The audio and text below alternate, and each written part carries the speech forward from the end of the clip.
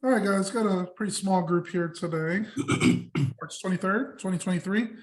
Had a pretty roller coastery day. Let me share my screen real quick and we'll look at a few of the different positions we had. So the market opened pretty high. And we had a gap up from the close. It was a big drop yesterday. And then it pretty much filled this gap right here at open. And it just kept going up at open. And we actually entered the trade. I gotta move this stuff out of the way. I don't know how to do that. There we go. All right. So we entered the trade right before 9 o'clock, like right here. And 39.73. We went with the 3,900 put that we sold and a 38.90 that we bought. So it was a good 2% out of the money there. And it was looking really good around here when it was around 4,000. I said, might be a good day to actually just let this decay and expire worthless. Which, occasionally I'll try to do that sometimes. I usually like to take the 1.5%, 2% gain, and it was there already, like an hour and a half later. But the market was up so much that it didn't seem like it was going to turn. And obviously it did turn. We actually got below the, we actually didn't get to the actual strike price of the 3,900, but it was dropping like, I don't know, suit your analogy there, roller coaster ride, Batman and Superman going upside down and flipping. So it was around here where I had my class of 28 kids and I'm like, I can't be watching this right now. I got to teach. So I decided to get out of the trade at a $50. So I took in 35, lost 50. It was a $15 loss per position. Not a huge loss, not a stop out. I think some people would have stopped out over here. And I did put it on paper and it did hit the 3x stop. I'm not sure exactly when it was. It was probably somewhere around here where I actually got a 3x stop. And once it hit the 39.20, if you're only 20 points out of the money, even with only an hour left, you got to be very careful there. And I'd usually just get out of the position at that point. If you get a profit, if you break even, slight loss, doesn't matter because you don't want to get that max loss. If it went down to that 38.90, you would have lost $1,000 per position. So we definitely can't let that happen. It did happen to work though, but it's not, in my opinion, I don't think it's worth the risk taking that chance on that. I'm not even sure if there's any news. If anyone knows, was there anything that actually happened in the afternoon that caused this drop that you could think of? Because I wasn't aware of anything at the time. But I'll have to look into it later. We'll see. Here's another position I was keeping a close eye on with Square. Square had a Hindenburg research there, I think a hedge fund, but they do a lot of research. They do like a 100-page document on all the possible negatives that might be going on with a certain company. They pretty much wait it out until they have enough research out and then just flood it. I did post a video from Joseph Carlson. He does good videos on just news stories on different stocks.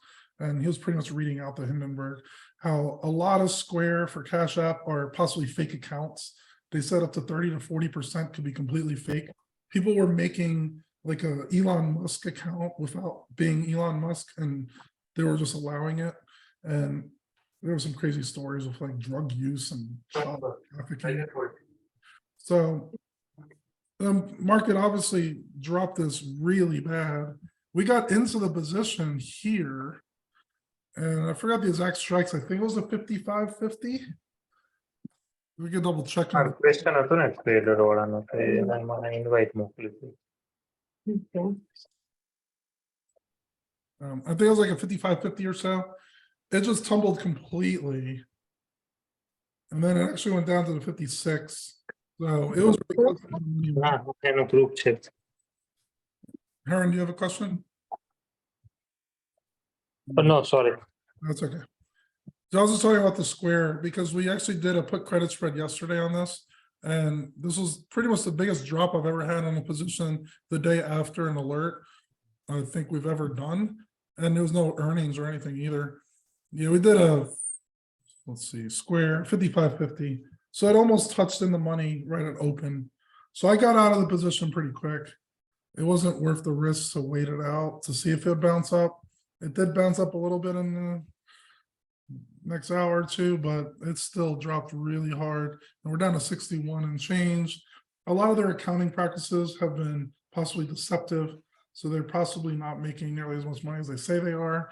And as a growth company, they're not making much anyway. They have a huge stock compensation for a lot of their executives, and their revenues are not necessarily that big. So that's why I got out of that one. We could have possibly waited it out, but I don't think it's worth the risk. And it was about an $80 loss or so. So what happens eventually on these cases, you're not going to win them all, right?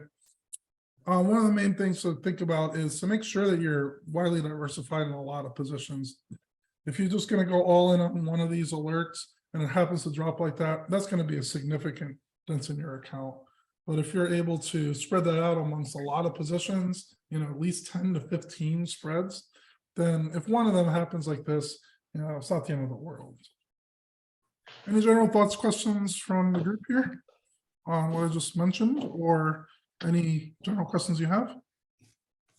Lance, you Janet ever, Yellen was talking yesterday.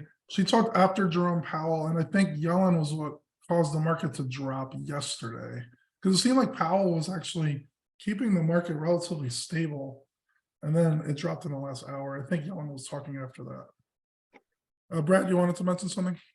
yeah, I'm just curious, when you're putting the alerts out, you and I on a conference call together actually went through one time, kind of the methodology that you use. Do you ever, use maybe some momentum indicators in order to, just make sure that you're on in iron condor parlance, the untested side?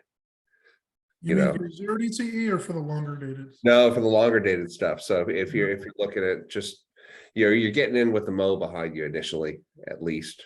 Right. I'll look at some of the exponential moving averages at times. Yeah. So if you look at Square, I'm going to reshare my screen real quick.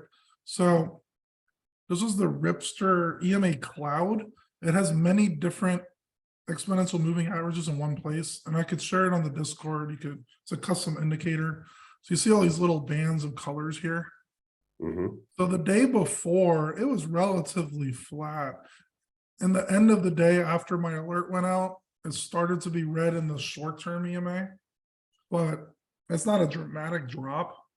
Here you can see the width of this cloud is huge because it dropped so much, in the middle of the day, in the middle of the night. So I do occasionally look at these in terms of trying to see what possible momentums will be going up. I usually won't pick one if it's dramatically down for multiple days. Mm-hmm. But I will occasionally do that if I like a few of the other indicators, like the volume profiles, if I see recent support and whatnot. So if you look at Square in the last 3 months, it wasn't close to that 56 until early January. And it was a pretty big push up. The green is a positive short-term momentum. The blue is more of a middle. I think it's around, I can look at the exact days. I forgot exactly what it is. Somewhere around 12 to 15 days, I think. Or 2021 is the blue one. So 21-day EMA was going up, short term was going up, and then it just stayed relatively stable. It's hard to get individual positions where they're all going to be going up like that. Right. But yeah, I mean, there's a lot of different factors that I occasionally look at. And I usually look at 7 to 10 positions before I actually decide on what's actually alert on. It was just unfortunate bad luck, I think, on this one. I mean, I didn't know Hindenburg was going to talk about it right after. That's why we play the game, right? Yeah, it is. It is. It's like, look, the best trades in my experience are the ones that tend to work out almost from the jump. Yeah. And the theta decay trades are a little bit different, clearly. But if you have the wind at your back, it clearly Right. takes things in the right direction. There's a chance it could have been extremely good news and it could have went up to 100. We could have closed it out today at 5% gain maybe in a day. You're not going to be making your 100-200% the way we're doing these strategies, but it's not really meant for trying to get those 100% winners. So yeah, I mean, unfortunately, it just happened that way. That is one thing to consider, is the black swan random tail risk events that could occasionally happen. Again, that's one of the main keys to diversification. You gotta have a lot of positions. Yep. All right, and I'm gonna leave it open for just general Q&A at this point. If anyone has any questions, feel free to let me know. So I have a trade to share Okay.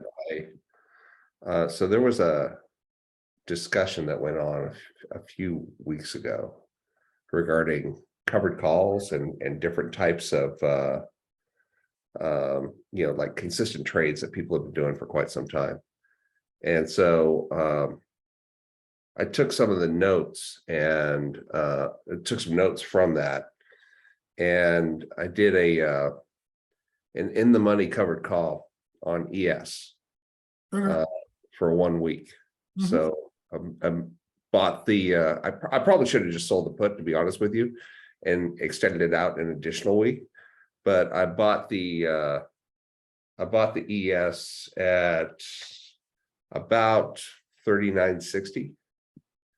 And then I ended up, sorting the call options down to where I ended up selling the 3900 call Okay.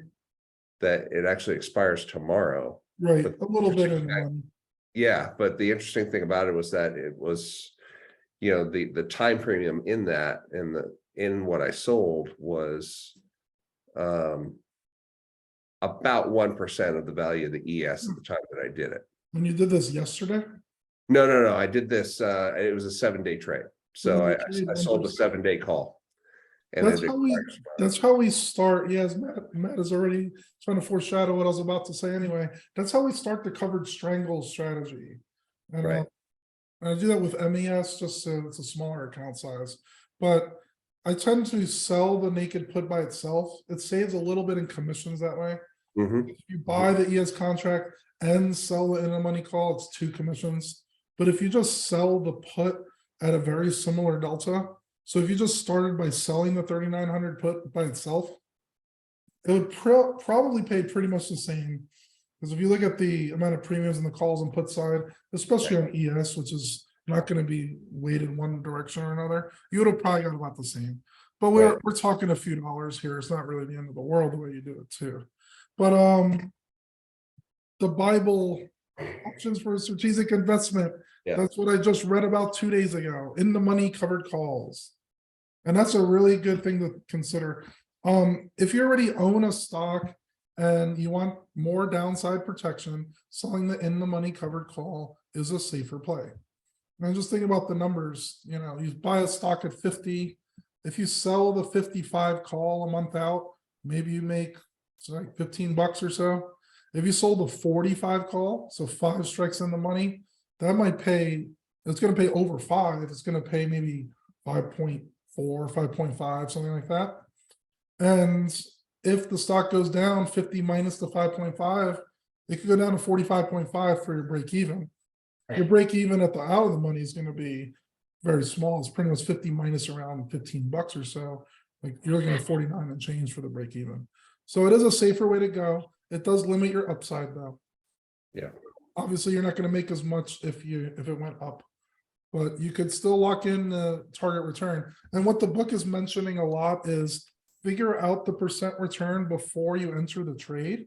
And if you're happy with that percent return with the amount of downside protection you have, then you can decide if that's a good trade or not. So it's good to actually consider these things before just diving right in and be like, oh, that sounds good. And I'm just going to take it. Right. Well, I that's what tend to see about 1 to 2%. like about it. Go ahead, Brad. That's what I really like about it is Yeah. that, I'm really into the technical analysis and reading charts. And if I feel like we're into a period where we're probably going to see a little bit more downside, if I can pull 1% off the extrinsic value of an in the money option, Yep. it just makes a lot of sense. Yeah, it's a good way to go. I usually go around 0.12 to 0.15 delta, which probably was pretty close to what you did in the end. Do you remember? Your exact delta? The delta I want to say it was around 10. Yeah. It was So, around 10 well, that's delta. a good way where you could look for approximate 1% return. And the way we start those covered strangles is I'll sell that put at around the 3900, but I'll sell a second put around 38.50, 38.25, somewhere around there. Because I don't mind getting assigned on that 3,900. And I also want to take in a little more premium, so I'll sell another one a little bit further out of the money. I usually go around 0.07, 0.08 delta on the second one. And then if you get assigned on one of them, you're at the covered strangle. That's where you own the stock or contract, you sell a call, you sell a put. So Yeah. it's essentially the covered strangle strategy, just a little cheaper in commissions that way. Right. Yeah, and you can consider doing similar ones. So when I join mine, if you want to do ES and you have the funds, you could. ES, you'll probably, to do 2 nakeds, you'd probably need around 25 to 30 grand. For the MES, Yeah, about you'd- 3, 24. Yeah. 24. That's assuming you get assigned on both. Yeah. Where it's one of the worst case scenarios. I mean, the worst case scenario is you assign on both and it continues to just tumble below that. But I mean, the odds of that happening are relatively low. Right. Could theoretically get assigned on the 2 contracts. I would have at least 25 grand for ES, 2.5 grand for MES. Right. Just keep rolling it over like that. You could even look at possible target profits. So buy to close it at 50% off if you want, or let it expire worthless, save a little in commissions. If you're happy with the 1% and you don't want to be super active about it, you just let it expire. I'm starting to like a little bit more of 2-3 weeks out on these instead of 1 week. So you could go a little bit further out of the money and the returns are still good, but you definitely look at it. I mean, obviously with the VIX a lot higher, you might get a higher percent in the shorter term, but Right. it's really up to you. So that's why it's definitely good to look at the different positions and what the profits could be on it. Yeah, I mean, I'll definitely, the thing I like about doing it with the futures is like, you know, the tax treatment's all the same, right? Doesn't matter how long you hold it.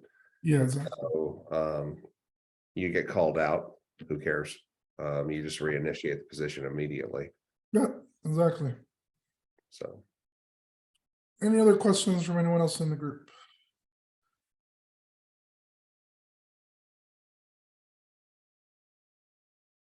Brad, if you have any more too, you could ask them too, I guess. I want to give it a time for them to, right. if they I'm had. gonna monopolize these things the last time I was on there. I am trying a similar type of program with a couple of ETFs as well. Yeah, which ones are you looking at? Oil related, so XOP and XLE. Okay. It's the challenge is like when you're looking for, you know, there's got to be heavy volume on the option side to make sure they've got weeklies. Right. And the premiums on those sector ETFs are not great, but I mean, you can still Can get be good. decent return now. Yeah, I mean, like I'm doing it on SPY, I'm doing it on XLE, XOP, Right. Qs. There's plenty of premium there to get 1% and be pretty substantially in the money. Yeah. The VIX right now is at 22.6, but it shot up the day before. It was at 30 a week ago. Yeah. At one point today, I was at 25. The Yeah, VIX moved a lot today. It opened at 21.5 or so, went up to 25, went down to 20, closed at 22.6. It's a pretty dramatic. The last few days in general have been very dramatic on the VIX. So that's another thing to consider. If you're waiting to take a trade and you see the VIX starting to go up, maybe wait a little bit more. Maybe you could eke out a little more premium just on the VIX and nothing else. yeah. Yeah, it look on a big picture point of view, and you know, I've told you before, I run a real estate fund. Our subscription line for our fund is with Signature Bank. Yeah.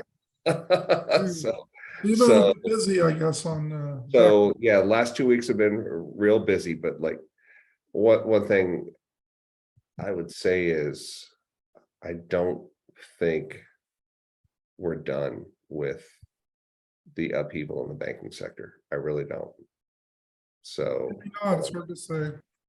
I know a lot of there was a senator from Oklahoma and he was asking about a small regional bank saying, do they get FDI insured more than the minimum amount? Because I think Janet Yellen just directly said we're gonna make them all whole if there were more than that. So it sounds a bit unfair. If you're in a small regional bank, why don't you get the same treatment or not?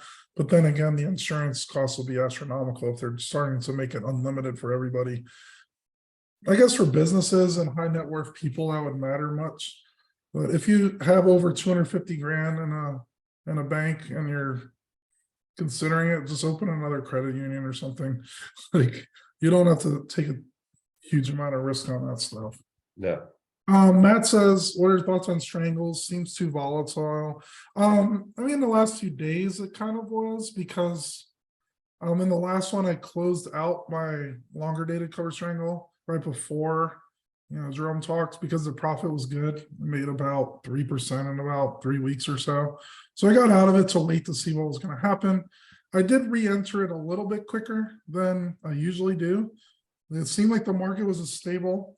Jerome wasn't doing anything crazy. Like, the market wasn't down more than about 0.3%. So I entered another cover strangle, and then it just dropped to like 1%. And then today it goes up like 1.7 something percent, and then it ends up almost flat. So it's a pretty volatile market. However, the VIX is not that big yet. 22 is reasonable VIX, and that's one of the ideal VIX ranges to do these strangles. I would think around 18 to 24, 25 is probably a good ideal place to do the strangles at. If you're at the 30s and 40s and you happen to have a lot of cash on the side, that's probably where you want to load up, because the VIX tends to drop down right after. But you can also go further out of the money. So let's just look at some of the numbers on that to see what I mean a little bit. We'll go with MES. you focusing on IV rank much, Lance? Sorry, what was that? Do you focus much on IV rank? A little bit. I don't overdo that though. I know Tasty Trade's pretty big on being less in overall positions when the VIX and IV ranks are lower, and then load up more if it gets higher. But Right. I try to stay between 35 to 50% of my futures account that actually has funds in it. And then my regular brokerage, I usually trade a little more than that, but I'm usually around 70, 80%. For a strangle, if you want to go relatively safe, let's say you go to next week out, you could go 0.1 delta, and you could still get pretty far out of the money on it. So 0.1 delta is 37.80. It would have to drop 200 points in a week for you to get assigned on it. And 200 divided by the current price, 39.74. You're looking at a 5% drop on essentially SPY in a week to get assigned. If SPY drops 5% in a week, which could happen, but it's pretty rare, there's a decent chance it could revert back and then at least stay where it is, or possibly go up. So I wouldn't mind taking about a 5% cushion on this. So if you're selling around 37.70, 37.80, you would take $25 in, it would use about $1,200. So you're making almost 2% on your money in a week. I think it's still okay. But obviously, if it's too volatile for you and you're not comfortable with getting assigned, then you should either go even further out, go to maybe 0.05 deltas if you're happy with that, or don't even bother at all. Good question. Long-term 112, 120 DTE, and then the market dropped. Yep. I'm currently in one similar to that, and I've been in it almost a month already, and it's still a little bit negative. And I'm just waiting it out, being like a turtle here. Still have plenty of time for it to bounce back. And I know my 120 DTE was about 3,400 strike, or 3,300, I think. So it still has a ways to go. It's not like it's obvious loss here. Like, it might still work out. All right, about 10 more minutes. Any other general questions? So Lance, on those 112s, Yeah. I've been toying around with different means of exiting Yeah. the 11 portion of the 112. Mhm. And honest to God, the conclusion I keep coming to, as I toy around with different numbers, Yeah. is just looking at taking 50% on the whole thing. The whole thing. Okay. Is Which is fine. It depends on when that happens. Like, if it happens less than 50% of the trading period, that's perfectly fine.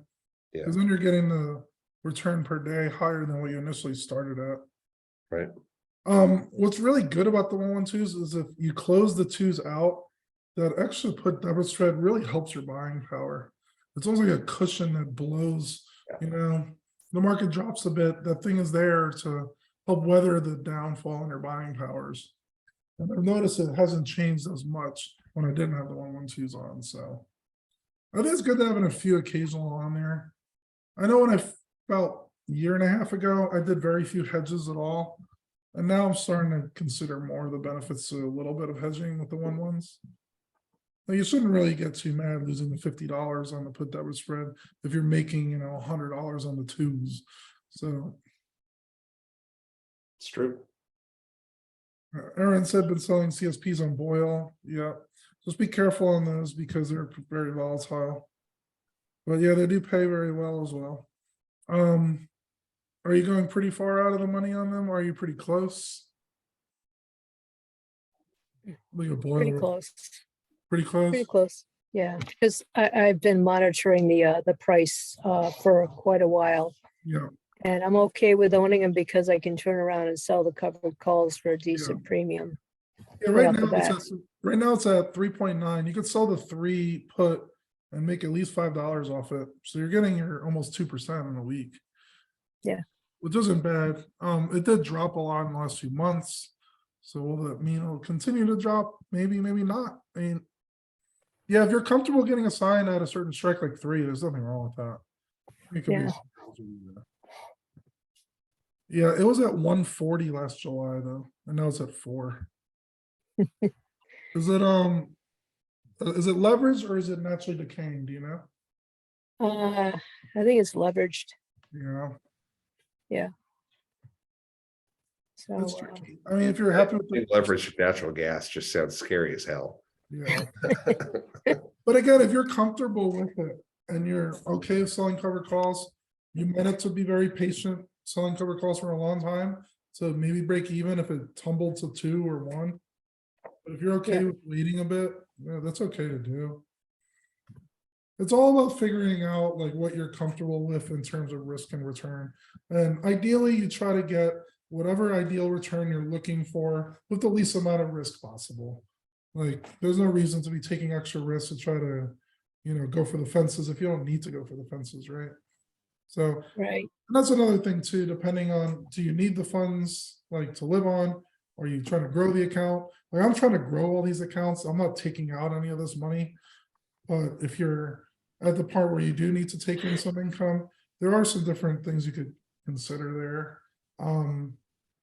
Like one thing is like if you get say 1% premium and it closed out and you're already out of it, take out that money, putting in your checking account or something like that. And then this money you could actually live on. Yeah. There's a lot of ways you could go about that, which I think you guys will be more experienced than me on that because I haven't been to that situation yet, but So Lance, the other thing that I'm trying out this week too, and I have expirations going tomorrow is actually I did a covered strangle on the starting point of a covered strangle on silver. okay. SLV. SI / SI. Oh, the futures. Okay. Yeah, and I find that the premiums, the extrinsic premiums with silver as well as crude oil are large enough in extrinsic value that you can do a lot of the similar things that you can with ES or MES. Possibly. What's the multiple for silver? Do you remember? 5,000. It's big. Yeah, I'm not sure if there's a mini silver contract or not, but it's pretty good size. right. I'm looking right now. Yeah, I mean, silver and gold went up quite a bit in the last few weeks anyway. Yeah. So did you go about a month out? It seems like there's only monthly expirations on this. I went 7 days. Oh, there is. There's a 5-day and a 33-day. Yeah. Yeah, I went 7 days on SI. And pulled 0.473 Okay. in Yeah. premium. And that was at the money. So Right. fit. Yeah, that's a good, if you had about, for cover strangle, 12 grand maybe, 10 to 12 grand. Yeah, something like that. Yeah, it seems like it could be okay. Yeah, I didn't do the second put. I only did the one. Yeah. And if So you're bullish on it, you could do that in the money call or just selling at the money put to start it out. Yep. 'Cause those pay a lot. I'm just looking right now on the weekly. yeah, they've got big premiums on them, Yeah. so. Pretty substantial, actually. So, and I've been looking up and down, the various different You futures sold it contracts. at- These are the only three that I find that are appropriate for the covered strangle is Right. the S and Ps, the SI and CL is from If what you I can sold see. it At the money put right now, 33 days out on silver, you can make $4,000 with only 9,000 of buying power. That's crazy. Yeah. Those are Yeah. really juicy premiums. Yeah, Okay, think of it as supercharged gold in terms of the volatility. right. I'll have to look into it. I gotta get my account bigger though, to do those, but it sounds like a good plan. Got about 3 minutes left. Any other quick questions?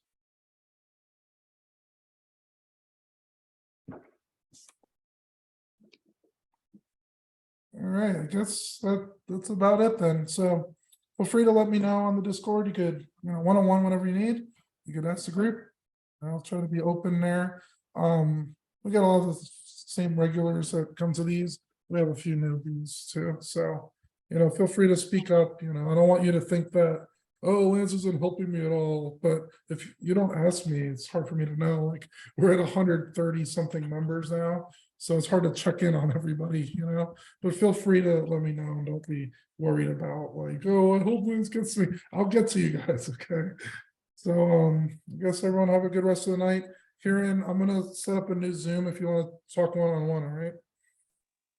If you want to stay, we can talk quickly for like another 10. But it's only 2 more minutes left, so let me make a new one real quick. Okay, I'll join your new one. I'll wait for your email. Okay, sounds good. I'll just email it right now. Okay, Thanks, y'all. Have a great weekend. Have a good weekend, everybody. Take care. thank you.